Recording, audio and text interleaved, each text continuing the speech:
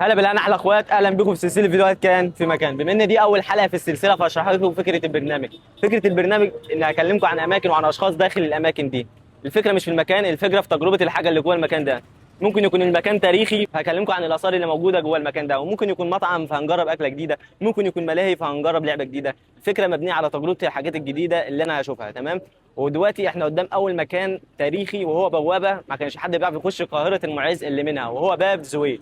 باب زويل أو باب المتولي هو واحد من أبواب القاهرة الفاطمية. المقريزي قال على الباب ده إنه باب مشؤوم، اللي كان بيخش منه كان حاله بيقف. هو اسمه باب زويل نسبة إلى قبيلة زويل اللي جت من المغرب وعاشت هنا في مصر، وبرضه مشهور باسم باب المتولي. في قصة شعبية كانت بتقول إن المتولي ده كان واحد من الأولياء والصالحين، وكان بيقدر يطير من الباب لمكة ويرجع تاني في نفس اليوم. ولكن الحقيقة إن مصر كانت بتشرف على عواصم كتير، منها القطائع والفسطاط والقاهرة، وكان بيقعد عند الباب ده الموظف المهتم بشؤون الضرائب واللي كان اسمه المتولي، علشان كده الباب اتسمى باب المتولي.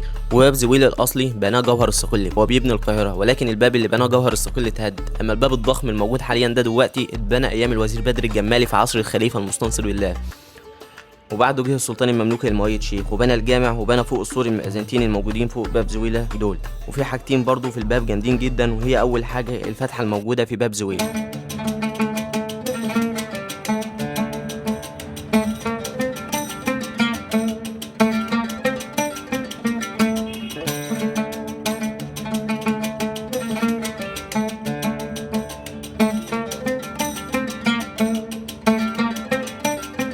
قصه الفتحه دي انهم عملوها زمان عشان تكون منصه اعدام. تمام. اتعدم فيها ناس كتير ومشاهير، منهم طومان باي اخر سلاطين الدوله المملوكيه. تمام. لما العثمانيين دخلوا مصر شنقوه وعدموه هنا في المنصه دي، وبرضه اتعدم فيها رسل المغول اللي ارسلهم هناك عشان يحتلوا مصر. فالمنصه دي كانت يعتبر منصه اعدام وحاجه تاريخيه معروفه هنا برضه. وبرضه في حاجه تاني وهي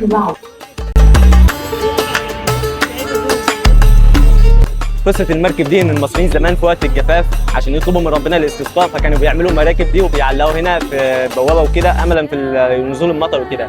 مش عارف هم ما كانش عندهم صلاه استسقاء ولا ايه، بس هي كانت عاده عندهم زمان، بس انتهت الحمد لله. تمام. احنا دلوقتي بعد ما خلصنا البوابه من تحت هنخش جوه البوابه ونشوف ايه اللي موجود جوه من اثار وكده، وهنشوف ايه اللي موجود فوق البوابه ونطلع المأذنه من فوق. خليكم معايا، يلا بينا.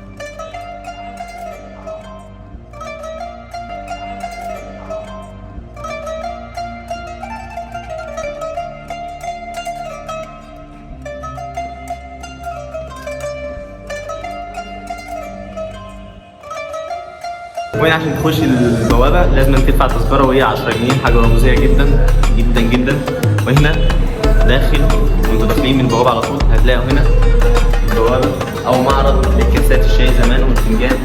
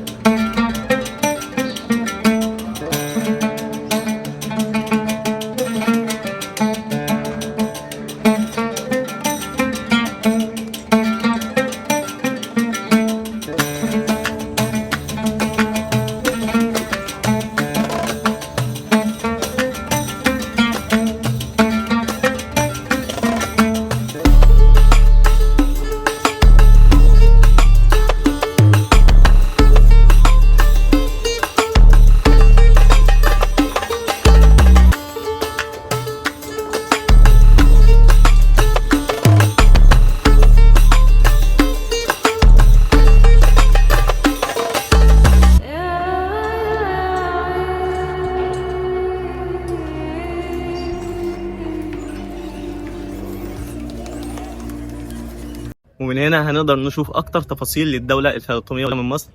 هنا على شمال المسجد او شمال الباب هتلاقي مسجد السلطان المؤيد شيخ. مسجد السلطان المؤيد شيخ ده كان في الأساس سجن، والمؤيد شيخ قبل ما يبقى سلطان كان مسجون في السجن ده، بتعذب فيه كتير جدا. وعد ربنا أول ما يخرج من السجن هيبني مكانه مسجد ومدرسة لتعليم الأطفال الحديث والقرآن. وفعلا أول ما خرجوا بقى سلطان قرر يهد السجن ده وبنى مكانه المسجد، وقرر يبني المأذنتين بتوع المسجد فوق باب زويلة، وده اللي بيميز شكل باب زويلة دلوقتي.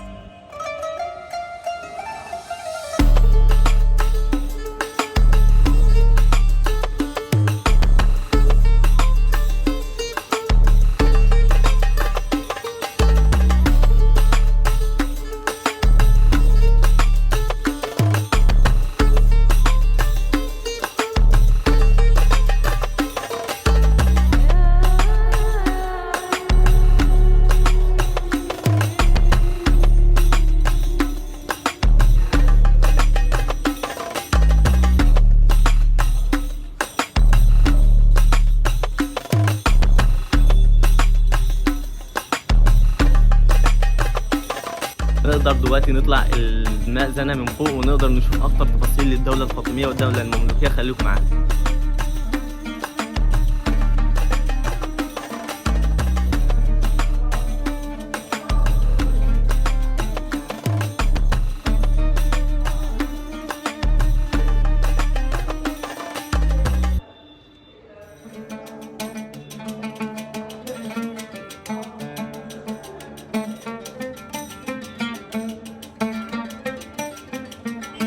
بعد ما طلعنا 250 خطوة من المأذنة ممكن نشوف تفاصيل أكتر جميلة جدا.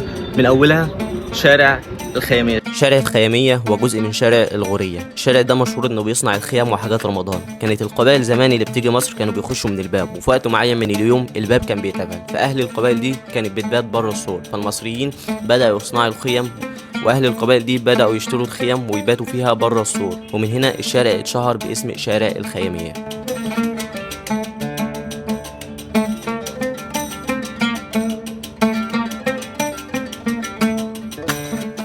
وبرضه من الحاجات الجميلة جدا وهي مسجد السلطان الصالح طلائع. مسجد السلطان الصالح طلائع هو مسجد اتبنى على الطراز الفاطمي.